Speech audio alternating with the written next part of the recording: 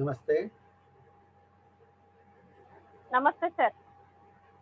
ನಮಸ್ತೆ. ಉಳಿದವರು ಬರ್ಬೋದಾ? ಇನ್ನೊಂದಿಬ್ರು ಬರ್ತಾರೆ ಸರ್, ಬರ್ಬೋದು ಅನ್ಸುತ್ತೆ ಸರ್. ಬರ್ತಾರೆ ಸರ್, ಬರ್ಬೋದು. ಸರಿ ಸಾಗರಿ ಮತ್ತೆ ನಾಗೇಂದ್ರ ಸರ್ ಬರ್ತಾರೆ ಸರ್. ಸರಿ. ಓಕೆ ಸರ್, ವೆಯ್ಟ್ ಮಾಡ್ತೀವಿ. ಹಾ, ನಿನ್ನೆಯ ವಿಷಯದ ಬಗ್ಗೆ ನಿಮ್ದೇನು ಅಭಿಪ್ರಾಯ ಮೇಡಮ್? ಹಲೋ ನಿನ್ನೆ ಸರ್, ಹೇಳಿ ಸರ್. ನಿನ್ನೆ ಹೇಳಿ ಸರ್. ಚರ್ಚೆ ಮಾಡಿದ್ರ ಬಗ್ಗೆ ನಿಮ್ಮ ವಿಚಾರ? ನಿನ್ನೆ ಚರ್ಚೆ ಮಾಡಿದ ಅರ್ಥ ಆಗಿದೆ ಸರ್. ಅರ್ಥ ಆಗಿದೆ. ಅದೇ ಇಲ್ಲಿ ಹೋಗಿ ಯಾವ್ಯಾವ ಸಂದರ್ಭದಲ್ಲಿ ಏನೇನ್ ಪ್ರಶ್ನೆಗಳಿರುತ್ತೋ ಆಗಾಗ್ಲೇ ಕ್ಲಿಯರ್ ಮಾಡ್ಕೊಳ್ಳೋದು ಒಳ್ಳೇದು ಅನ್ನೋ ದೃಷ್ಟಿಯಿಂದ. ಇಲ್ಲ ಸರ್, ನನಗೆ ಡೌಟ್ ಬಂದ್ರೆ ನಾನು ಅಲ್ಲೇ ಕ್ಲಿಯರ್ ಮಾಡ್ಕೊತೀನಿ ಸರ್, ನಾನೇನು ಬೇಜಾರು ಮಾಡ್ಕೊಳ್ಳಲ್ಲ. ಹಾ, ಸರಿ ಸರಿ, ನೋಡೋಣ. ಇನ್ನೊಂದೆರಡು ನಿಮಿಷ ಕಾಯೋಣ, ಅವರು ಬರ್ಬೋದು. ಹಾಂ sir, okay sir.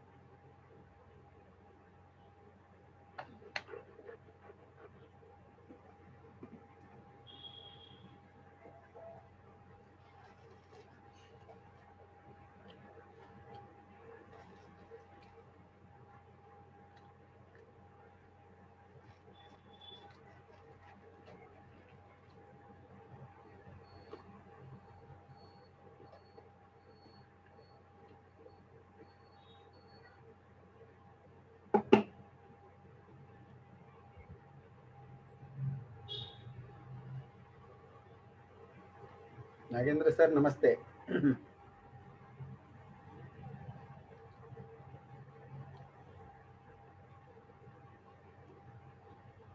Nagendra sir ನಮಸ್ತೆ. ನಮಸ್ತೆ. ಆರಂಭ ಮಾಡೋಣ. ವಿದ್ಯಾಧರಯ್ಯಪಿ ಆಗತವತಿ.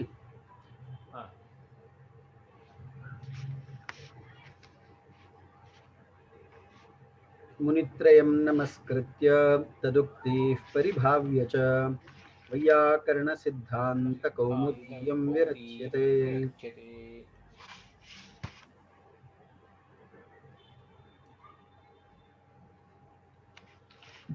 ನಿನ್ನೆಯ ಚರ್ಚೆಗೆ ಸಂಬಂಧಪಟ್ಟಂತೆ ಏನಾದರೂ ವಿಚಾರ ಇದೆಯಾ ನಾಗೇಂದ್ರ ಸರ್? ಇಲ್ಲ ಅಂತ ಏನಿಲ್ಲ. ಸರಿ, ಮುಂದೆ ಹೋಗ್ಬೋದಾಗಾರೆ.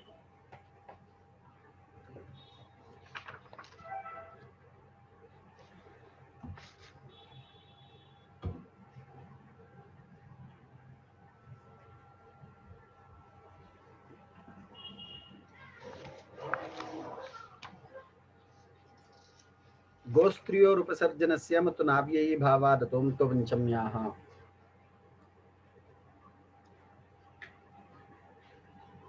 ಈ ಸೂತ್ರಗಳ ಬಗ್ಗೆ ಒಂದು ಸ್ವಲ್ಪ ಚರ್ಚೆ ಮಾಡೋಣ.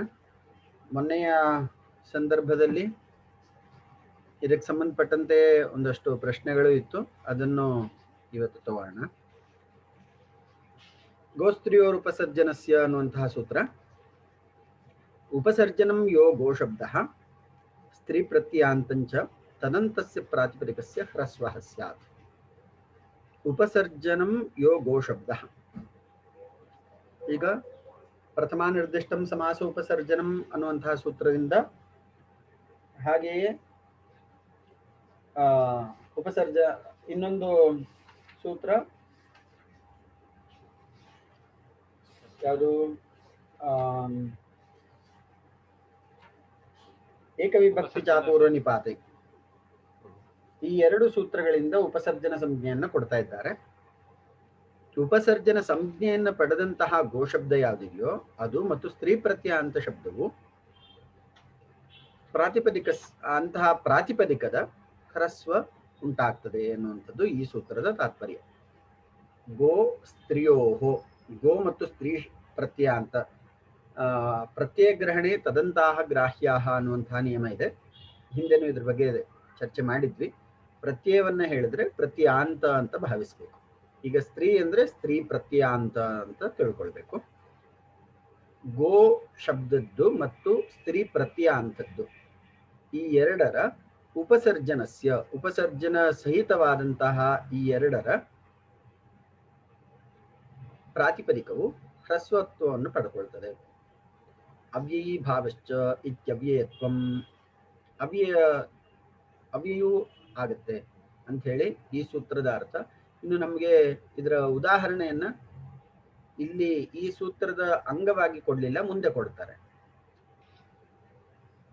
ಗೋಸ್ತ್ರಿಯೋರುಪಸರ್ಜನಸ್ಯ ಎಂಬ ಸೂತ್ರದ ಉದಾಹರಣೆಯನ್ನ ಮುಂದೆ ಕೊಡ್ತಾರೆ.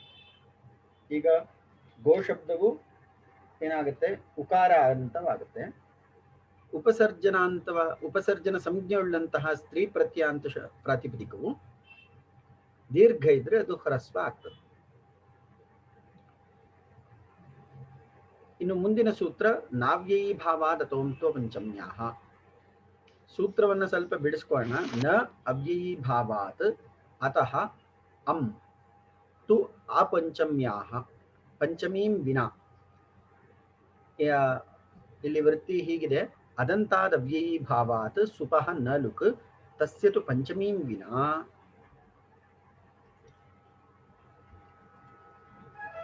ಅಮಾದೇಶಶ್ಚ ಸ್ಯಾತ್ ದಿಶಯೋರ್मध्ये ಅಪದಿಶಂ. ಕ್ಲೀಬಾವ್ಯಯಂ ತು ಅಪದಿಶಂ ದಿಶೋರ್मध्ये ವಿದಿಕ್ ಸ್ತ್ರಿಯಾಂ ಇತ್ಯಮರಃ. ಅಮರಕೋಶದ್ದು ಉಲ್ಲೇಖವನ್ನು ಕೊಟ್ಟಿದ್ದಾರೆ. ಈಗ ಇದಕ್ಕೆ ಸಂಬಂಧಪಟ್ಟಂತೆ ಒಂದು ಸಣ್ಣ ಪ್ರಶ್ನೆ ಇತ್ತು, ಅದನ್ನ ಒಂದು ಸ್ವಲ್ಪ ತಗೋಣ. ಈಗ ದಿಶಯೋರ್मध्ये ಅಪದಿಶಂ, ದಿಶೋರ್मध्ये ಅಪದಿಶಂ, ದಿಶಯೋರ್मध्ये ಅಪದಿಶಂ, ಈ ಎರಡೂ ಅರ್ಥದಲ್ಲಿ ಅಪದಿಶಂ ಅಂತ ಬರ್ತದೆ. ನಮಗೆ ಮೊನ್ನೆ ಇದ್ದಂತಹ ಪ್ರಶ್ನೆ, ಯಾರು ವಿದ್ಯಾಧರೆ ಅವರು ಕೇಳಿದಂತಹ ಪ್ರಶ್ನೆ, ದಿಶ ಶಬ್ದ ಇದೆ ಮತ್ತು ಅಪ ಅನ್ನುವಂತಹ ಅವ್ಯಯ ಇದೆ. ದಿಶಯೋಹೋ ಅಂತ ನಸ್ ಓಸ್ ಓಸ್ ಪ್ರತ್ಯಯ ಬರ್ತದೆ. ಅಪ ಅನ್ನುವಂಥದ್ದು ಅವ್ಯಯ. ಹೀಗಿರ್ಬೇಕಾದ್ರೆ ಓಸ್ ಅನ್ನುವಂತಹ ಪ್ರತ್ಯಯದ ಲುಕ್ ಆಗುತ್ತೆ. ಯಾವುದರಿಂದ? ಸುಪೋ ಧಾತು ಪ್ರಾತಿಪದಿಕ ಯೋಹೋ ಅನ್ನುವಂತಹ ಸೂತ್ರದಿಂದ. ಇನ್ನು ಮುಂದಿನ ಭಾಗದಲ್ಲಿ ನಾವೀಗ ದಿಶ ಶಬ್ದವನ್ನು ಇಟ್ಕೊಂಡಿದ್ದೇವೆ. ಈ ಸೂತ್ರ ಏನು ಹೇಳ್ತದೆ? ನಾವ್ಯಯೀ ಭಾವಾದ್ ಅತೋಂತ್ವ ಪಂಚಮ್ಯಾಹ ಅದಂತಾದ್ ಅವ್ಯಯೀ ಭಾವಾತ್ ಸುಪಃ ನ ಲುಕ್. ಅದಂತಾದ್ ಅವ್ಯಯೀ ಭಾವಾತ್ ಸುಪಃ ನ ಲುಕ್ ಅಂತ ಹೇಳಿ, ಸುಪ್ಗೆ ಲುಕ್ ಬರುವಂತಹ ಸಾಧ್ಯತೆ ಇದ್ದಾಗ ಅದನ್ನ ಲುಕ್ ಆಗುದಿಲ್ಲ ಅಂತ ಹೇಳುತ್ತೆ. ಅಂದ್ರೆ ಇಲ್ಲಿ ನಾವು ಒಂದು ಅಂಶವನ್ನ ತಿಳ್ಕೊಳ್ಬೇಕು. ಈ ಲುಕ್ ಸಾಧ್ಯತೆ ಈಗ ಯಾವುದು? ಅವ್ಯಯೀ ಭಾವಾತ್ ಅನ್ನುವಂತಹ ವಿಚಾರ ಇದೆಯಲ್ಲ,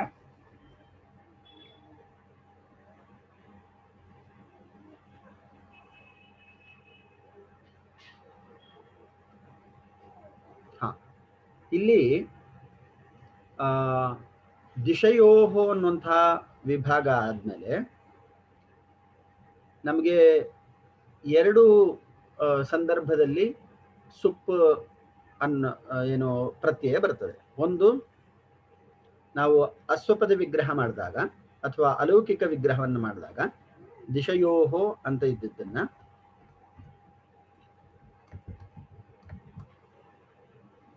ದಿಶಃ ದಿಶೋಹೋ ದಿಶೋಹೋ ಮಧ್ಯೆ ದಿಶೋಹೋ ಮಧ್ಯೆ ಅಂತ ಇರುವಂತಹ ಉದಾಹರಣೆ ಆಗ್ಬೋದು, ಅಥವಾ ದಿಶಯೋಹೋ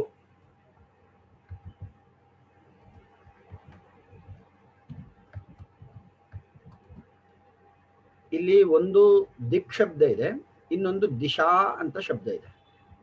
ಮೊದಲನೇದು ದಿಶೋಹೋ ಅಂತ ತಗೊಂಡ್ರಾಗ ದಿಕ್ ಶಬ್ದದ ಷಷ್ಠಿ ದ್ವಿವಚನ ಆಗುತ್ತೆ. ದಿಶಯೋಹೋ ಅಂತ ತೆಗೆದುಕೊಂಡಾಗ ದಿಶಾ ಶಬ್ದಕ್ಕೆ ಬರ್ತದೆ. ಇಂತಹ ಸಂದರ್ಭದಲ್ಲಿ ಮೊದಲು ನಮಗೆ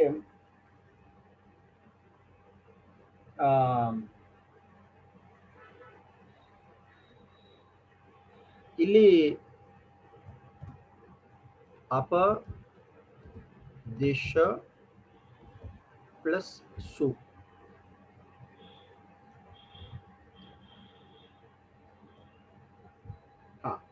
ಇಲ್ಲಿ ನೋಡಿ ಅಪದಿಶ ದಿಶ ಶಬ್ದ ಮೊದಲು ಅಪ ಅನ್ನುವಂತಹ ಅವ್ಯಯಕ್ಕೆ ಉಪಸರ್ಜನ ಸಂಜ್ಞೆ ಬಂದು, ಆ ಉಪಸರ್ಜನ ಸಂಜ್ಞೆಯ ಬಲದಿಂದ ಉಪಸರ್ಜನಂ ಪೂರ್ವಂ ಅಂತ ಹೇಳಿ ಈ ಅಪ ಅನ್ನುವಂಥದ್ದು ಅವ್ಯಯ ಮೊದಲು ಬರುತ್ತೆ. ಆಮೇಲೆ ದಿಶ್ ಅನ್ನುವಂತಹ ಶಬ್ದ ಪ್ರಾತಿಪದಿಕ ತದನಂತರದಲ್ಲಿ ಬರ್ತದೆ. ಸುಪೋ ಧಾತು ಪ್ರಾತಿಪದಿಕಯೋಹೋ ಅನ್ನುವಂತಹ ಸೂತ್ರದಿಂದ ಧಾತು ಪ್ರಾತಿಪದಿಕಯೋಹೋ ಸುಪಃ ಲುಕ್ ಅಂತ ಹೇಳಿ ಲುಕ್ ಪ್ರಾಪ್ತವಾಗ್ತದೆ. ಅದ ನಂತರದಲ್ಲಿ ಇಲ್ಲಿ ನಾವು ಸು ಅನ್ನುವಂತಹ ಒಂದು ಪ್ರತ್ಯಯವನ್ನು ಜೋಡಣೆ ಮಾಡಬೇಕು. ಯಾಕೆ? ಸುಪ್ರತ್ಯಯವನ್ನ ನಾವಲ್ಲಿ ಸು ಔಜಸ್ ಅಂತ ಹೇಳಿ ಒಂದೊಂದೇ ಪ್ರತ್ಯಯವನ್ನ ವಿಧಾನ ಮಾಡ್ತಾ ಬಂದಾಗ ಈ ಸು ಜಾಗದಲ್ಲಿ ನಮಗೆ ಅನ್ನುವಂತಹ ಆದೇಶ ಆಗ್ತದೆ.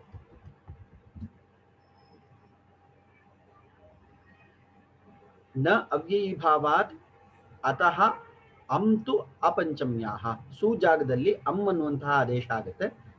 ಆಗ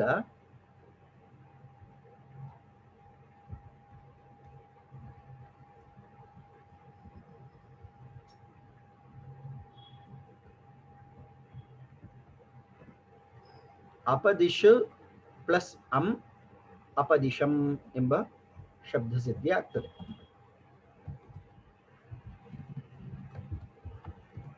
ಇನ್ನು ಆಕಾರ ಅಂತ ಸ್ತ್ರೀಲಿಂಗ ಶಬ್ದದ ವಿಚಾರಕ್ಕೆ ತೆಗೆದುಕೊಂಡ್ರೆ ಅಪದಿಶಾ ಪ್ಲಸ್ ಸು, ಈ ಸು ಅನ್ನುವಂತಹ ಜಾಗದಲ್ಲಿ ಅನ್ನುವಂತಹ ಪ್ರತ್ಯಯ ಆದೇಶ ಆದಾಗ ಅಪದಿಶಾ ಸು ಅಂತ ಇರ್ಬೇಕಾದ್ರೆ ಯಾವುದು ಗೋಸ್ತ್ರೀಯೋರ್ ಉಪಸರ್ಜನಸ್ಯ ಅನ್ನುವಂತಹ ಸೂತ್ರದಿಂದ ಅಪದಿಶಾ ಅನ್ನುವಂತಹ ದೀರ್ಘ ಆಕಾರಾಂತ ಸ್ತ್ರೀಲಿಂಗ ದೀರ್ಘ ಇರುವಂತಹ ದಿಶಾ ಶಬ್ದಕ್ಕೆ ಹ್ರಸ್ವವಾಗಿ ಅಪದಿಶ ಅಂತ ಉಳ್ಕೊಳ್ತದೆ. ಆಗ ಅಪದಿಶ ಪ್ಲಸ್ ಅಂ ಅನ್ನುವಂತಹ ಪ್ರತ್ಯಯ ಈ ಸು ಜಾಗದಲ್ಲಿ ಅಂ ಅನ್ನುವಂತಹ ಪ್ರತ್ಯಯ ಬರ್ತದೆ. ಆಗ ಅಪದಿಶ ಪ್ಲಸ್ ಅಂ ಅನ್ನುವಂತಹ ಪ್ರತ್ಯಯ ಇದೆ. ಈಗ ಅಥೋ ಗುಣೆ ಅನ್ನುವಂತಹ ಸೂತ್ರ ಇದೆ ನಮ್ಮ ಇಲ್ಲಿ ಅನಂತ ಶರ್ಮಾ ಅವರ ಜೊತೆ ಸಂಪರ್ಕ ಮಾಡಿ ಮಾತಾಡಿದ್ದೇನೆ, ಆಗ ಈ ವಿಚಾರ ಸ್ಪಷ್ಟ ಆಯಿತು. ಸೊ ಅಪದಿಶ ಪ್ಲಸ್ ಅಂ ಅಲ್ಲಿ ಅಥೋ ಗುಣೆ ಸೂತ್ರದಿಂದ ಅಪದಿಶಂ ಅಂತ ಹೇಳಿ ಪೂರ್ವಪರಯೋ ಅದಂತಾದ್ ಅವ್ಯಯೀಭಾವಾತ್ ಅದಂತಾತ್ ಪ್ರಾತಿಪದಿಕಾತ್ ಗುಣೇ ಪರೆ ಪೂರ್ವಪರಯೋ ಗುಣಃ ಆದೇಶಃ ಸ್ಯಾತ್ ಪರರೂಪಂ ಏಕಾದೇಶಃ ಸ್ಯಾತ್. ಇಲ್ಲಿ ಅದಂತಾದ್ ಅವ್ಯಯೀಭಾವಾದ್ ಅಂದ್ರೆ ಅಕಾರಾಂತವಾದಂತಹ ಅವ್ಯಯೀಭಾವ ಇದೆ, ಅಕಾರಾಂತವಾದಂತಹ ಪ್ರಾತಿಪದಿಕ ಇದೆ. ಈ ಪ್ರಾತಿಪದಿಕದ ಮುಂದೆ ಪ್ರಾತಿಪದಿಕದ ನಂತರದ ಸ್ಥಾನದಲ್ಲಿ ಗುಣವರ್ಣ ಇರಬೇಕು. ಗುಣ ಅಂದ್ರೆ ಅದೇಂ ಗುಣ ಅದ್ ಏಂಚ ಗುಣ ಸಂಜ್ಞ ಸ್ಯಾತ್. ಹರಸ್ವ ಅಕಾರ ಎ ಮತ್ತು ಓ ಇವು ಗುಣ, ಈ ಮೂರು ವರ್ಣಗಳಿಗೆ ಗುಣ ಅನ್ನುವಂತಹ ಸಂಜ್ಞೆ ಇದೆ. ಸೊ ಅಕಾರಕ್ಕೆ ಅಕಾರವೇ ಗುಣ ಆಗ್ತದೆ. ಈ ಎರಡು ಅಕಾರದ ಸ್ಥಾನದಲ್ಲಿ ಅಂದ್ರೆ ದಿಶ ಎಂಬಲ್ಲಿರುವಂತಹ ಅಕಾರ ಮತ್ತು ಅದರ ಮುಂದೆ ಇರುವಂತಹ ಸ್ವತಂತ್ರ ಅಕಾರ, ಈ ಎರಡು ಅಕಾರದ ಸ್ಥಾನದಲ್ಲಿ ಒಂದು ಅಕಾರ ಬರ್ತದೆ. ಆಗ ಅಪದಿಶಂ ಎಂಬ ರೂಪಸಿದ್ಧಿ ಆಗ್ತದೆ. ಇದೆಷ್ಟು ನಾವು ಮೊನ್ನೆಯ ಪ್ರಶ್ನೆಗೆ ಸಂಬಂಧಪಟ್ಟಂತೆ.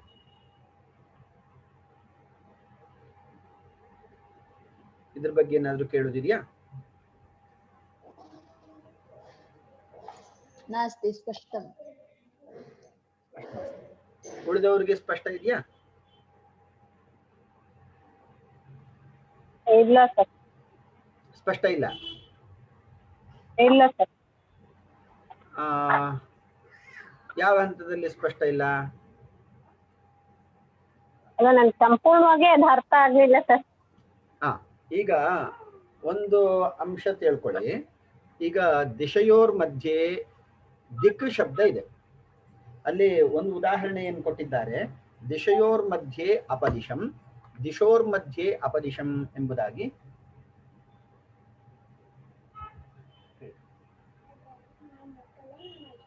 ಓಕೆ, ಇಲ್ಲಿ ಅಪದಿಶಂ ಎಂಬ ಶಬ್ದವನ್ನ ಇಟ್ಕೊಂಡು ಚರ್ಚೆ ಮಾಡ್ತಾ ಇದ್ದಾರೆ.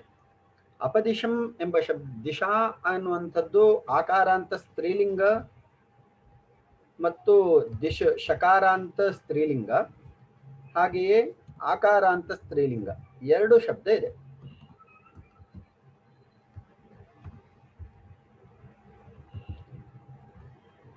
ಈ ಎರಡೂ ಶಬ್ದವನ್ನ ಇಲ್ಲಿ ಏನು ಗಮನದಲ್ಲಿ ಇಟ್ಕೊಂಡು ರೂಪಸಿದ್ಧಿ ಮಾಡಬಹುದು. ಇಲ್ಲಿ ದಿಶು ಶಬ್ದವನ್ನ ಉಲ್ಲೇಖ ಮಾಡಿದ್ರೆ ದಿಶೋಹೋ ಅಂತ ಆಗ್ತದೆ. ದಿಶಾ ಶಬ್ದವನ್ನ ಉಲ್ಲೇಖ ಮಾಡಿದಾಗ ದಿಶಯೋಹೋ ಅಂತ ಹೇಳಿ ರೂಪ ಆಗುತ್ತೆ. ಷಷ್ಠಿ ವಿಭಕ್ತಿ ದ್ವಿವಚನ. ದಿಶೋಹ ಮಧ್ಯೆ ಅಂತನೂ ಆಗುತ್ತೆ, ದಿಶಯೋಹ ಮಧ್ಯೆ ಅಂತನೂ ಆಗುತ್ತೆ. ಸೊ ಇಂತಹ ಸಂದರ್ಭದಲ್ಲಿ ಈಗ ದಿಶ ಶಬ್ದಕ್ಕೆ ಈ ರೀತಿ ಮೂರು ಅಥವಾ ದಿಶೋಹ ಅಂತ ಮಾಡಿದಾಗ ಮೊದಲು ಅಪ ಅನ್ನುವಂತಹ ಅವ್ಯಯಕ್ಕೆ ನಾವು ಉಪಸರ್ಜನ ಸಂಜ್ಞೆಯನ್ನ ಕೊಡ್ತೇವೆ. ಯಾವ್ದ್ರಿಂದ? ಉಪಸರ್ಜನ ಪೂರ್ವ ಅಲ್ಲಲ್ಲ, ಪ್ರಥಮ ನಿರ್ದಿಷ್ಟಂ ಸಮಾಸ ಉಪಸರ್ಜನಂ ಅನ್ನುವಂತಹ ಸೂತ್ರದಿಂದ ಉಪಸರ್ಜನ ಸಂಜ್ಞೆ, ಉಪಸರ್ಜನಂ ಪೂರ್ವಂ ಅಂತ ಹೇಳಿ ನಾವು ಈ ಅಪ ಅನ್ನುವಂತಹ ಶಬ್ದವನ್ನ ಅವ್ಯಯವನ್ನ ಮೊದಲನೇ ಸ್ಥಾನದಲ್ಲಿ ಇಡ್ತೇವೆ. ಅದಾದ್ಮೇಲೆ ದಿಶ ಶಬ್ದಕ್ಕೆ ಎರಡನೆಯ ಸ್ಥಾನದಲ್ಲಿ ಅಂದ್ರೆ ಉತ್ತರದ ಸ್ಥಾನದಲ್ಲಿ ದಿಶ ಶಬ್ದಕ್ಕೆ ಪ್ರಾಪ್ತಿ ಆಗ್ತದೆ. ಇದಾದ ನಂತರ ಸುಬುತ್ಪತ್ತಿ ಆಗ್ತದೆ. ಈ ಸು ಅನ್ನುವಂತಹ ಪ್ರತ್ಯಯವನ್ನ ನಾವು ವಿಧಾನ ಮಾಡಿ ಆದ್ಮೇಲೆ ಈ ಸು ಅನ್ನುವಂತಹ ಸ್ಥಾನದಲ್ಲಿ ಅಂ ಎಂಬ ಆದೇಶ ಉಂಟಾಗುತ್ತೆ. ಇದೇ ಸೂತ್ರದಿಂದ ನ ಅವ್ಯಯೀಭಾವಾತ್ ಅತಃ ಅಂ ತು ಅಪಂಚಮ್ಯಾಹ, ಪಂಚಮೀಂ ವಿನಾ ಅನ್ನೋದು ಒಂದು ಸ್ವಲ್ಪ ಆದ್ಮೇಲೆ ತಗೋಣ. ಅಂ ಆದೇಶ ಸ್ಯಾತ್. ಸು ಅನ್ನುವಂತಹ ಜಾಗದಲ್ಲಿ ಅಂ ಎಂಬ ಆದೇಶ ಉಂಟಾಗುತ್ತೆ. ಅಂ ಆದೇಶ ಉಂಟಾದಾಗ ಅಪದಿಶ ಪ್ಲಸ್ ಅಂ ಅಪದಿಶಂ, ಇದು ಇಷ್ಟು ಜೋಡಿಸಿದಾಗ ಅಪದಿಶಂ ಅಂತ ಆಗುತ್ತೆ. ಇನ್ನು ದಿಶಾ ಶಬ್ದ ಇದ್ದಾಗ, ಆಕಾರ ಅಂತ ಸ್ತ್ರೀಲಿಂಗ ಶಬ್ದ ಇದ್ದಾಗ, ಅಲ್ಲಿ ಈ ಆಕಾರ ಅಂತ ಸ್ತ್ರೀಲಿಂಗ ದಿಶಾ ಅಂತ ಇದ್ದಿದ್ದು ಹ್ರಸ್ವ ಅಕಾರ ಆಗುತ್ತೆ. ಯಾವ್ದ್ರಿಂದ? ಗೋಸ್ತ್ರೀಯೋರ್ ಉಪಸರ್ಜನಸ್ಯ. ಗೋಸ್ತ್ರೀಯೋರ್ ಉಪಸರ್ಜನಸ್ಯ ಅನ್ನುವಂತಹ ಸೂತ್ರ ಏನ್ ಹೇಳುತ್ತೆ? ಗೋ ಶಬ್ದ ಮತ್ತು ಸ್ತ್ರೀ ಪ್ರತ್ಯಾಂತವಾದಂತಹ ಉಪಸರ್ಜನ ಸಂಜ್ಞೆಯುಳ್ಳದ್ದು ಪ್ರಾತಿಪದಿಕವು ಹ್ರಸ್ವ ಆಗುತ್ತೆ. ದಿಶಾ ಅಂತ ಆಕಾರ ಅಂತ ಸ್ತ್ರೀಲಿಂಗ ಇದೆ, ಅದು ಹ್ರಸ್ವ ದಿಶಾ ಅಂತ ಆಗುತ್ತೆ. ಆ ಅಂತ ಇದ್ದಿದ್ದು ಅ ಅಂತ ಹೇಳಿ ಹ್ರಸ್ವ ಅಕಾರ ಅಂತ ಆಗುತ್ತೆ. ಇದಾದ ನಂತರ ಸು ಅನ್ನುವಂತಹ ಜಾಗದಲ್ಲಿ ಅಂ ಎಂಬ ಆದೇಶ ಉಂಟಾಗುತ್ತೆ. ಯಾವ್ದ್ರಿಂದ? ನಾಭ್ಯೈ ಭಾವಾದ ತೋಂತೋ ಪಂಚಮ್ಯಾಹ ಅನ್ನುವಂತಹ ಸೂತ್ರದಿಂದ. ಆಗ ಅಪದಿಶ ಪ್ಲಸ್ ಅಂ. ಮುಂದೆ ಅ ಮತ್ತು ಅ ಈ ಎರಡರ ಸ್ಥಾನದಲ್ಲಿ ದೀರ್ಘ ಆಕಾರ ಬರಬೇಕಾಗಿತ್ತು. ಯಾವುದು? ಸವರ್ಣ ದೀರ್ಘ ಸಂಧಿಯ ಪ್ರಸಕ್ತಿ ಇತ್ತು. ಆದ್ರೆ ಅಥೋಗುಣೆ ಎನ್ನುವಂತಹ ಸೂತ್ರ ಅದಕ್ಕೆ ಬಾಧ ಅಥವಾ ಅದರ ನಿಷೇಧವನ್ನ ಮಾಡುತ್ತೆ. ಅಥೋಗುಣೆಯಲ್ಲಿ ಹ್ರಸ್ವ ಅಕಾರಾಂತದ ಮುಂದೆ, ಅಕಾರಾಂತ ಪ್ರಾತಿಪದಿಕದ ಮುಂದೆ ಗುಣ ಸಂಜ್ಞೆಯುಳ್ಳಂತಹ ವರ್ಣಗಳಿದ್ದಾಗ ಪೂರ್ವಪರದ ಸ್ಥಾನದಲ್ಲಿ ಆ ಗುಣ ಸಂಜ್ಞಾ ವರ್ಣವೇ ಉಭಯ ಸ್ಥಾನಗಳಲ್ಲಿ ಆದೇಶ ಆಗುತ್ತೆ. ಈಗ ನಮ್ಗೆ ಹ್ರಸ್ವ ಅಕಾರ ಅಂತ ಮುಂದೆ ಅ ಎಂಬಂತಹ ಗುಣವರ್ಣ ಇದೆ. ಈ ಎರಡೂ ಸ್ಥಾನದಲ್ಲಿ ಒಂದು ಅಕಾರ ಬರ್ತದೆ. ಇದನ್ನ ಇನ್ನೂ ಸ್ವಲ್ಪ ಬಿಡಿಸುವುದಾದ್ರೆ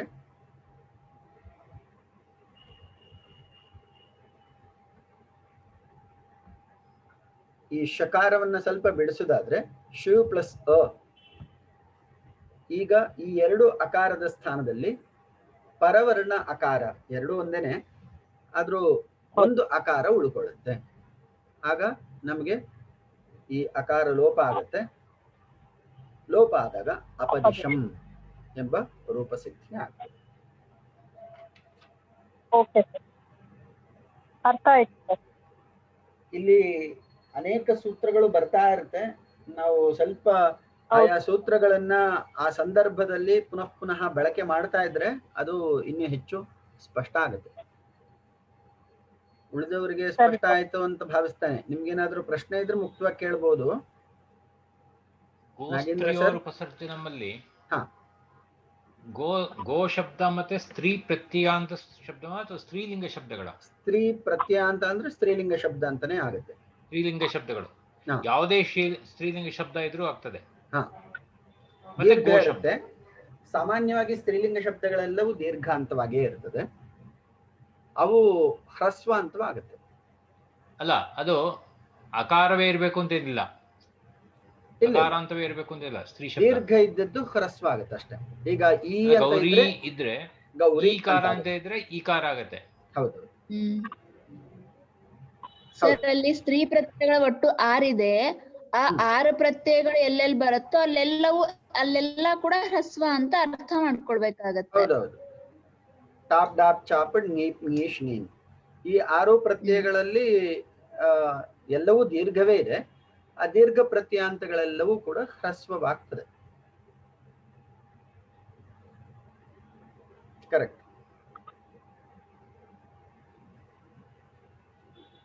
ಸ್ಪಷ್ಟಂ? ಸರಿ. ಇನ್ನು ಈಗ ಪ್ರಕೃತಂ ಮೂಲಂ ಕಿಂಚಿತ್ ಅನುಸರಾಮ. ಈಗ ತೃತೀಯ ಸಪ್ತಮಿಯೋರ್ ಬಹುಲಂ. ತೃತೀಯ ಮತ್ತು ಸಪ್ತಮಿ ಈ ಎರಡು ವಿಭಕ್ತಿಗಳಲ್ಲಿ ಬಹುಲಂ ಅಂದ್ರೆ ಬಹುಲ ಶಬ್ದಕ್ಕೆ ಇಲ್ಲಿ ಕ್ವಚಿತ್ ಪ್ರವೃತ್ತಿ, ಕ್ವಚಿತ್ ಅಪ್ರವೃತ್ತಿ, ಕ್ವಚಿತ್ ವಿಭಾಷಾ, ಕ್ವಚಿತ್ ಅನ್ಯದೇವ ಎಂಬುದಾಗಿ ಬಹುಲ ಶಬ್ದದ ವ್ಯಾಖ್ಯಾನವನ್ನ ಕನ್ನಡದಲ್ಲಿ 155ನೇ ಪೇಜಲ್ಲಿ ಕೊಟ್ಟಿದ್ದಾರೆ. ಅದನ್ನ ಮಾರ್ಕ್ ಮಾಡ್ಕೊಳ್ಳಿ. ಕ್ವಚಿತ್ ಪ್ರವೃತ್ತಿ, ಕೆಲವೊಂದು ಸಂದರ್ಭದಲ್ಲಿ ಬಹುಲಂ ಎಂಬ ಶಬ್ದವನ್ನ ಆಧರಿಸಿ ಅದರ ವಿಧಾನವನ್ನ ನಾವು ಅಥವಾ ವಿಧಿಯನ್ನ ಗ್ರಹಣೆ ಮಾಡಬೇಕು. ಕ್ವಚಿತ್ ಅಪ್ರವೃತ್ತಿ, ಕೆಲವೊಂದು ಸ್ಥಾನದಲ್ಲಿ ಅದರ ನಿಷೇಧ ಇರ್ತದೆ. ಕ್ವಚಿತ್ ವಿಭಾಷಾ, ಕೆಲವೊಂದ್ಸಲ ಬರಲೂಬಹುದು ಬರದೇನೂ ಇರ್ಬೋದು, ಈ ರೀತಿಯ ವಿಕಲ್ಪಗಳು ಇರುತ್ತೆ. ಕ್ವಚಿತ್ ಅನ್ಯದೇವ, ಈ ರೀತಿ ಎಲ್ಲ ಸಾಧ್ಯತೆಗಳು ಇರುವಂತಹ ಸ್ಥಾನವನ್ನ ಬಹುಲಂ ಎಂಬುದಾಗಿ ಹೇಳ್ತಾರೆ. ಇದನ್ನ ವಿಭಾಷಾ, ವಾ ಈ ಪರ್ಯಾಯ ಶಬ್ದಗಳಿಂದಲೂ ಕೂಡ ನಾವು ಸೂತ್ರಗಳಲ್ಲಿ ಗಮನಿಸಬಹುದು. ಈಗ ಅದಂತಾದ ಅವ್ಯಯೀಭಾವಾತ್ ತೃತೀಯಾ ಸಪ್ತಮ್ಯೋ ಬಹುಲಂ ಅಂಭಾವಃ ಸ್ಯಾತ್ ಅಪದಿಶಂ ಅಪದಿಶೇನ. ಇಲ್ಲಿ ನೋಡಿ, ಅದಂತಾದ ಅವ್ಯಯೀಭಾವಾತ್, ಹಿಂದಿನ ಸೂತ್ರ ಏನು ಹೇಳಿತ್ತು? ನ ಅವ್ಯಯೀಭಾವಾತ್ ಅತಃ ಅಂ ತು ಅಪಂಚಮ್ಯಾಹ, ಪಂಚಮೀಂ ವಿನಾ ಅನ್ಯತ್ರ ಅಂಭಾವಃ ಸ್ಯಾತ್. ಸು ಅನ್ನುವಂತಹ ಜಾಗದಲ್ಲಿ ಅಂ ಉಂಟಾಗುತ್ತೆ, ಪ್ರತ್ಯಯ ಉಂಟಾಗುತ್ತೆ ಅಂತ ಹೇಳಿದ್ರು. ಆದ್ರೆ ಅಪದಿಶಂ ಅನ್ನುವಂತಹ ರೂಪ ಹೇಗೆ ಸಿದ್ಧಿ ಆಗುತ್ತೋ ಅಪದಿಶೇನ ಅಂತ ಹೇಳಿ ನಾವು ತೃತೀಯ ವಿಭಕ್ತಿಯ ರೂಪವನ್ನು ಮಾಡಬಹುದು. ಟಾ ಅನ್ನುವಂತಹ ಸ್ಥಾನ ತೃತೀಯ ವಿಭಕ್ತಿಯಲ್ಲಿ ನಮಗೆ ಟಾ ಸ್ಥಾನದಲ್ಲಿ ಇನ ಅನ್ನುವಂತಹ ಆದೇಶ ಆಗುತ್ತೆ. ಈಗ ಅಪದಿಶ ಪ್ಲಸ್ ಟಾ, ಈ ಟಾ ಅನ್ನುವಂತಹ ಸ್ಥಾನಕ್ಕೆ ರಾಮೇಣ ಅಲ್ಲಿ ಇನ ಅನ್ನುವಂತಹ ಆದೇಶ ಅದರಿಂದ ಆಗುತ್ತೆ ನೋಡ್ಬೇಕು. ಇನ ಅನ್ನುವಂತಹ ಆದೇಶ ಆಗುತ್ತೆ, ಆಗ ರಾಮೇಣ ಅನ್ನುವಂತಹ ರೂಪಸಿದ್ಧಿ ಆಗುತ್ತೆ. ಇಲ್ಲೂ ಕೂಡ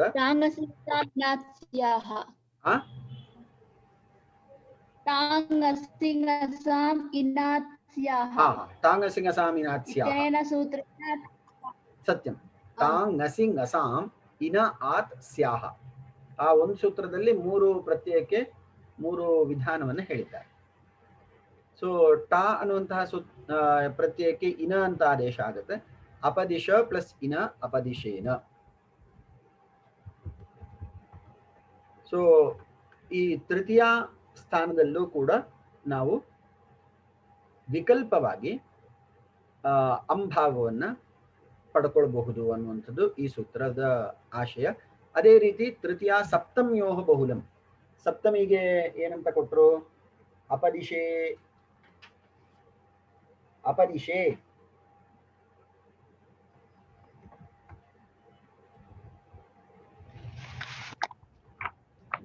ಇಲ್ಲಿ ಸಪ್ತಮಿಗೆ ನಸ್ ಓಸಾಂ ನಿ ಅನ್ನುವಂತಹ ಪ್ರತ್ಯಯ ಬರ್ತದೆ. ಟಾಂಗ್ ನಸಿ ನಸಾಂ ಇಲ್ಲ, ಅದು ಇಲ್ಲಿ ಬರೋದಿಲ್ಲ. ನಿ ಅನ್ನೋ ಸ್ಥಾನಕ್ಕೆ ಏಕಾರ ಆದೇಶ ಆಗುತ್ತೆ. ಇಲ್ಲೂ ರೂಪ ಏನೋ ಆಗುತ್ತೆ ಅಂತ ನೋಡ್ಬೇಕಷ್ಟೆ.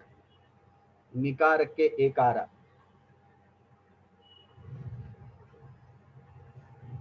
ಅಲ್ಲಿ ಯಾವುದು ಪುಲ್ಲಿಂಗ ರೂಪಸಿದ್ಧಿಯನ್ನು ನೋಡಬೇಕು.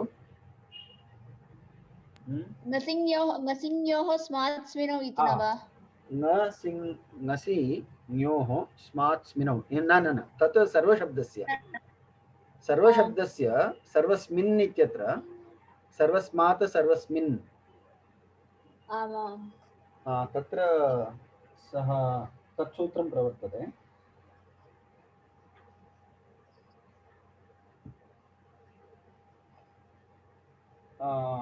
ನಿ ಅನ್ನೋದಕ್ಕೆ ಅಪದಿಶೆ, ಅದು ಒಂದ್ಸಲ ನೋಡಿ ಹೇಳ್ತೇನೆ. ಇಲ್ಲಿ ನಿ ಅನ್ನುವಂತಹ ಪ್ರತ್ಯಯ ಸಪ್ತಮಿ ಏಕವಚನದಲ್ಲಿ ನಿ ಪ್ರತ್ಯಯ ಇರ್ತದೆ. ಆ ನಿ ಪ್ರತ್ಯಯಕ್ಕೆ ಪುನಃ ಇಲ್ಲ ನಿ ಪ್ರತ್ಯಯ ಅ ಪ್ಲಸ್ ಇ ಎ. ಸರಿ, ಚುಟು ಅನ್ನುವಂತಹ ಸೂತ್ರದಿಂದ ನಕಾರ ಲೋಪ ಆಗುತ್ತೆ. ನಕಾರ ಲೋಪ ಆಗಿ ನಿ ಪ್ರತ್ಯಯದಲ್ಲಿ ಇ ಉಳ್ಕೊಳ್ಳುತ್ತೆ. ಅ ಪ್ಲಸ್ ಇ ಎ ಆಗುತ್ತೆ ಅಷ್ಟೇ. ಸ್ಪಷ್ಟ, ಇಲ್ಲೇನು ವಿಶೇಷ ಸೂತ್ರ ಇಲ್ಲ. ಇಲ್ಲಿ ಚುಟು ಅನ್ನುವಂತಹ ಸೂತ್ರ ಇದೆ.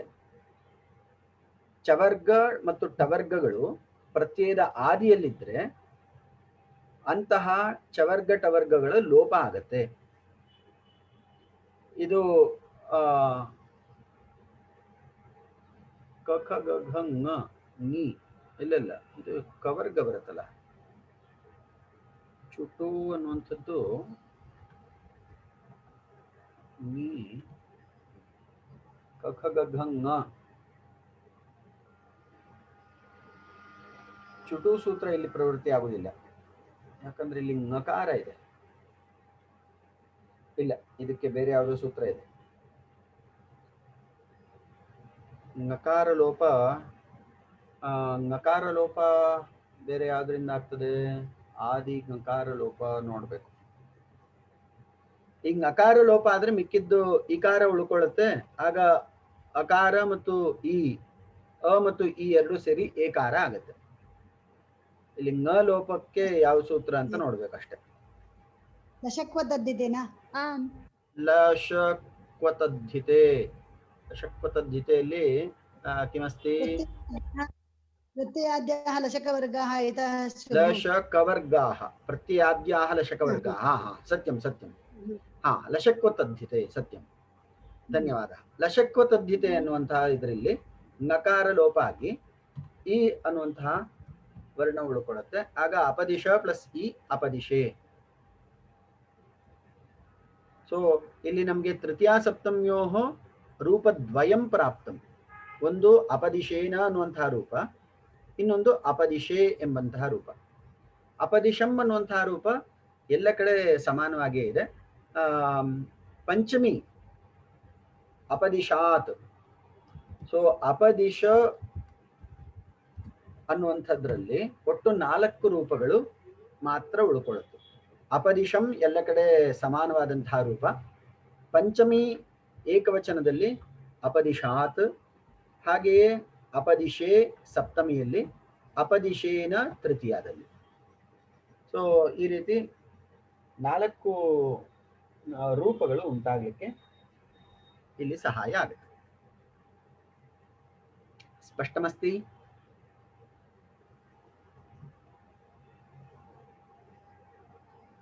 ಮೌನಂ ಸಮ್ಮತಿ ಲಕ್ಷಣಂ. ಮುಂದೆ ಹೋಗೋಣ. ಈಗ ಅಪದಿಶಂ ಅಪದಿಶೇನ, ಅಪದಿಶಂ ಅಪದಿಶೆ.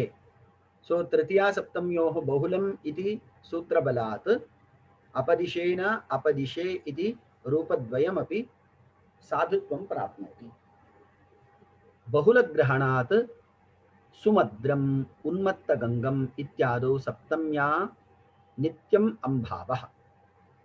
ಕೆಲವೊಂದು ಕಡೆ ಸುಮದ್ರಂ ಉನ್ಮತ್ತಗಂಗಂ ಎಂಬ ಈ 2 ಉದಾಹರಣೆಗಳನ್ನು ಇಲ್ಲಿ ಕೊಟ್ಟಿದ್ದಾರೆ. ಬಹುಲ ಗ್ರಹಣ ಇರೋದ್ರಿಂದ, ಬಹುಲ ಎಂಬ ಶಬ್ದ ಪ್ರಯೋಗ ಇರೋದ್ರಿಂದ ಕೆಲವೊಂದು ಕಡೆ ನಿತ್ಯವಾಗಿ ಅಂಭಾವವೇ ಉಂಟಾಗುತ್ತೆ, ಕೆಲವೊಂದು ಕಡೆ ವಿಕಲ್ಪವಾಗಿ ಅಂಭಾವ ಉಂಟಾಗುತ್ತೆ ಅಂತ ಹೇಳಿ ಹಿಂದೆ ನಾವು ಚರ್ಚೆ ಮಾಡಿದ್ವಿ. ಆ ಹಿನ್ನೆಲೆಯಲ್ಲಿ ಈಗ ಅಂಭಾವ ಉಂಟಾದಾಗ ಸುಮದ್ರಂ ಅಂತನೇ ನಿತ್ಯವಾಗಿ ಈ ರೂಪ ಆಗುತ್ತೆ. ಸುಮದ್ರೇಣ, ಸುಮದ್ರೇ ಅನ್ನುವಂತಹ ರೂಪಗಳು ಅಸಾಧು. ಬಹುಲಗ್ರಹಣಾತ್ ಸುಮದ್ರಂ ಉನ್ಮತ್ತಗಂಗಂ, ಈ 2 ಶಬ್ದಗಳನ್ನ ಇಲ್ಲಿ ನಿತ್ಯಂ ಅಂಭಾವ ಅನ್ನೋದಕ್ಕೆ ಉದಾಹರಣೆಯಾಗಿ ಕೊಟ್ಟಿದ್ದಾರೆ. ಬಹುಲಗ್ರಹಣಾತ್ ಸುಮದ್ರಂ ಉನ್ಮತ್ತಗಂಗಂ ಇತ್ಯಾದು ಸಪ್ತಮ್ಯಾಹ ನಿತ್ಯಂ ಅಂಭಾವಃ. ವಿಭಕ್ತಿ ಇತ್ಯಾದೇಹ ಅಯಂ ಅರ್ಥಃ. ವಿಭಕ್ತ್ಯರ್ಥಾದಿಷು ವರ್ತಮಾನಂ ಅವ್ಯಯಂ ಸುಬಂತೇನ ಸಹ ಸಮಸ್ಯತೆ, ಸಹ ಅವ್ಯಯೀ ಭಾವಃ. ವಿಭಕ್ತ್ಯಾದಿಷು ವರ್ತಮಾನಂ ಅವ್ಯಯಂ. ಎಲ್ಲಿ ಅವ್ಯಯಂ ವಿಭಕ್ತಿ ಸಮೀಪ ಸಮೃದ್ಧಿ ವೃದ್ಧ್ಯರ್ಥಾಭಾವ ಅನ್ನುವಂತಹ ಸೂತ್ರ ಇತ್ತಲ್ಲ, ಸೂತ್ರ ಸಂಖ್ಯಾ ಒಂದು ಆರಂಭದಲ್ಲಿ ಆ ಸೂತ್ರದಲ್ಲಿ ಅವ್ಯಯಂ ಅನ್ನುವಂತಹ ಸೂತ್ರ ಏನೇ, ಅವ್ಯಯಂ ಅನ್ನುವಂಥದ್ದು ವಿಭಕ್ತ್ಯರ್ಥಾದಿಷು ವರ್ತಮಾನಂ ಅವ್ಯಯಂ.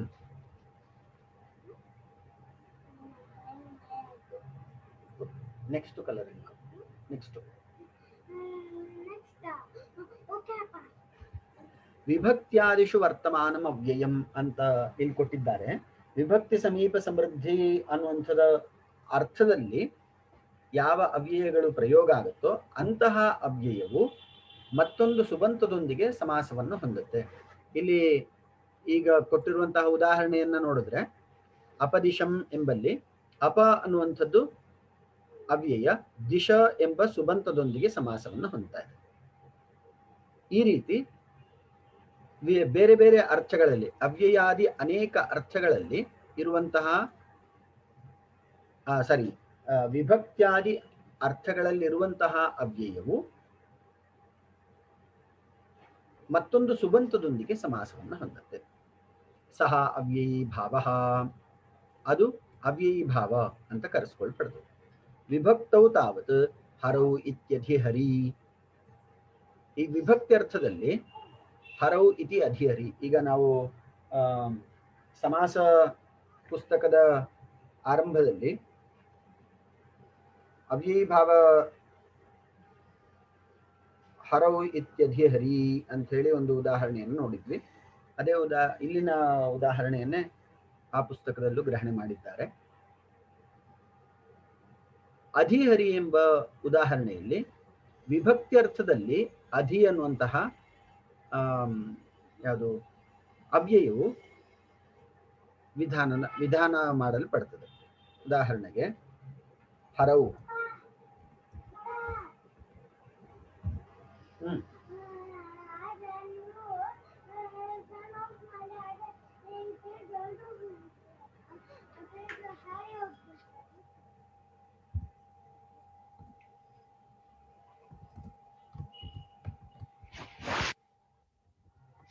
ಇಲ್ಲಿ ಸಪ್ತಮ್ಯರ್ಥಕವಾದಂತಹ ಅಧಿ ಅನ್ನುವಂತಹ ಅವ್ಯಯವು ಸಪ್ತಮಿ ವಿಭಕ್ತಿ ಅರ್ಥದಲ್ಲಿ ಅಧಿ ಎಂಬ ಅವ್ಯಯವನ್ನ ಪ್ರಯೋಗ ಮಾಡಲಾಗಿದೆ. ಆಗ ಅಧಿ ಎಂಬುದಕ್ಕೆ ಪುನಃ ಉಪಸರ್ಜನ ಸಂಜ್ಞೆ ಬಂದು ಉಪಸರ್ಜನಂ ಪೂರ್ವಂ ಅಂತ ಹೇಳಿ ಮೊದಲು ಆ ಅಧಿ ಯಾವುದು ಅವ್ಯಯ ಬಂದು ಅಧಿ ಮತ್ತು ಹರಿ ಎಂಬ ರೂಪ ಉಂಟಾಗ್ತದೆ. ಇಲ್ಲಿ ಸು ಅನ್ನುವಂಥದ್ದು ಪ್ರತ್ಯಯ ಸುಬುತ್ಪತ್ತಿಯನ್ನು ಮಾಡಿ ಅದಾದ್ಮೇಲೆ ನಾವು ಸು ಅನ್ನುವಂತಹ ಪ್ರತ್ಯಯವನ್ನು ಲೋಪ ಮಾಡುತ್ತೇವೆ. ಆಗ ಅಧಿಹರಿ ಎಂಬ ರೂಪ ಉಂಟಾಗುತ್ತೆ. ಇನ್ನು ವಿಭಕ್ತೌ ತಾವತ್ ಹರೌ ಇತ್ಯಧಿಹರಿ, ಮುಂದೆ ಸಪ್ತಮ್ಯರ್ಥಸ್ಯ ಏವ ಅತ್ರ ದ್ಯೋತಕಃ ಅಧಿಹಿ. ಅಧಿಹಿ ಅನ್ನುವಂತಹ ಶಬ್ದ ನಾವು ಲೌಕಿಕದ ಪ್ರಯೋಗ ಇಲ್ಲ, ಅದು ಇವೆಲ್ಲ ಪಾರಿಭಾಷಿಕ ಪ್ರಯೋಗ. ಇದು ಅಧಿಹಿ ಅಂದ್ರೆ ಅಧಿ ಇತಿ ಪ್ರತ್ಯಯ ಅಂತ ಗ್ರಹಣ ಮಾಡಬೇಕು. ಅರ್ಥಸ್ಯ ಏವ ಅತ್ರ ದ್ಯೋತಕಃ ಅಧಿ. ಅಧಿ ಅನ್ನುವಂತಹ ಅವ್ಯಯವು ಸಪ್ತಮ್ಯ ಅರ್ಥವನ್ನ ಸೂಚಿಸುತ್ತೆ. ಅಧಿ ಞಿ ಹರಿ ಞಿ ಅಧಿ ಇತಿ ಅಲೌಕಿಕಂ ವಿಗ್ರಹವಾಕ್ಯಂ. ಹರೌ ಇತಿ ಅಧಿಹರಿ ಎಂಬಲ್ಲಿ ಞಿ ಅನ್ನುವಂಥದ್ದು ಸಪ್ತಮಿ ವಿಭಕ್ತಿ ಸೂಚಕವಾದಂತಹ ಪ್ರತ್ಯಯ. ಆ ಞಿ ಅನ್ನುವಂತಹ ಪ್ರತ್ಯಯದ ಅರ್ಥದಲ್ಲಿ ನಾವು ಅಧಿ ಎಂಬ ಅವ್ಯಯವನ್ನ ಇಲ್ಲಿ ಅರ್ಥ ಮಾಡಿಕೊಳ್ಬೇಕು. ಅತ್ರ ನಿಪಾತೇನ ಅಭಿಹಿತೆ ಅಪಿ ಅಧಿಕರಣೆ ವಚನ ಸಾಮರ್ಥ್ಯಾತ್ ಸಪ್ತಮಿ. ನಿಪಾತೇನ ಅಭಿಹಿತೆ ಅಪಿ ಅಧಿಕರಣೆ. ಈಗ ಅಧಿಕರಣಾರ್ಥದಲ್ಲಿ ಞಿ ಅನ್ನುವಂತಹ ಪ್ರತ್ಯಯ ಇದೆ, ಆದರೆ ವಚನ ಸಾಮರ್ಥ್ಯಾತ್ ಸಪ್ತಮಿ. ಇಲ್ಲಿ ಹರೌ ಯಸ್ಮಿನ್ ಅರ್ಥೇ ಎಂಬ ವಿಗ್ರಹದಲ್ಲಿ ಆ ವಿಭಕ್ತ್ಯರ್ಥೇ ವಚನ ಸಾಮರ್ಥ್ಯಾತ್ ಸಪ್ತಮಿ ಅಂತ ಹೇಳಿ ಇಲ್ಲಿ ಹೇಳ್ತಾ ಇದ್ದಾರೆ. ಈ ಸೂತ್ರದ ಸಂಕಲಿತಾರ್ಥ ಎಷ್ಟು?